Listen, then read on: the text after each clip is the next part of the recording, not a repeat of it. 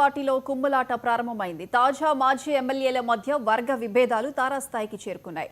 మాజీ ఎమ్మెల్యే పోదెం వీరయ్య ఆయన అనుచరులు తెల్లం వెంకట్రావు అనుచరుడిపై దాడి చేశారని పోలీస్ స్టేషన్లో ఫిర్యాదు చేశారు. వీరయ్య అతని అనుచరులు దాడి చేశారని ఆరోపించారు. దాడి చేసిన వారిపై చట్టపరమైన చర్యలు తీసుకోవాలని స్వయంగా ఏఎస్పీ కార్యాలయానికి వచ్చి కోరారు తెల్లం వెంకట్రావు. గత వారం సోషల్ మీడియాలో ఇరు వర్గాల వారు పరస్పరం తమ నాయకులపై సోషల్ మీడియాలో పెట్టిన పోస్టులు రెండు గ్రూపుల మధ్య వివాదానికి కారణమైంది.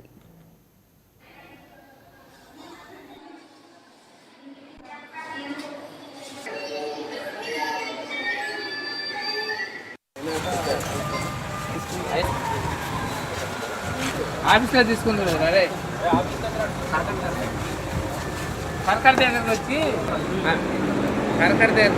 తీసుకుంటూ ఉంటారు గోదావరి దాంట్లో వాడు జరిగినట్టుగా నేను చెప్తాను.